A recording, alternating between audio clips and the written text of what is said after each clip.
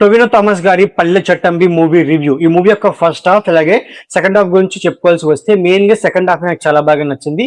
అది కూడా పృథ్వీరాజ్ సుకుమార్ గారి క్యారెక్టర్ వచ్చినప్పటి నుంచి మూవీ క్లైమాక్స్ వరకు మూవీ అనేది వేరే లెవెల్లో వర్కౌట్ అవుతుంది. సెకండ్ హాఫ్ ని మన పృథ్వీరాజ్ సుకుమార్ గారి క్యారెక్టర్ కాపాడిందని చెప్పుకోవచ్చు అనమాట.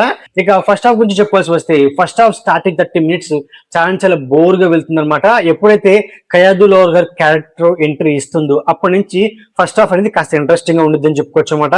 అలాగని ఈ మూవీలో మెయిన్ క్యారెక్టర్ అయిన టొవినో థామస్ గారి క్యారెక్టర్ కి ఇంపార్టెన్స్ లేదా అంటే ఆయన క్యారెక్టర్ కి మంచి ఇంపార్టెన్స్ ఇచ్చారు. బట్ కయాదు లోహర్ అండ్ అలాగే పృథ్వీరాజ్ సుకుమార్ ఆ క్యారెక్టర్ రావడం మూవీకి ఇంకా బాగా హెల్ప్ అయిందని చెప్తున్నాను అనమాట. ఇంకోటి ఏంటంటే ఈ మూవీ యొక్క స్టోరీ పాయింట్ అనేది ఒక రొటీన్ స్టోరీ పాయింట్ నాకైతే అనిపించింది. మూవీ ఎగ్జిక్యూషన్ ఏమైనా కొత్తగా ట్రై చేశారంటే మూవీని ఒక ప్రెడిక్టబుల్ వేలో తీసుకువెళ్ళిపోయారు. ఈ మూవీ క్లైమాక్స్ కూడా కాంతారా మూవీ క్లైమాక్స్ నాకైతే అనిపించింది అని చెప్పుకోవచ్చు అనమాట. ఇక యాక్టర్స్ పర్ఫార్మెన్స్ అనేది 2 కూడా ఉంది. Background score, cinematography, production values ఈ మూవీకి పాజిటివ్నెస్ అని చెప్పుకోవచ్చు అనమాట.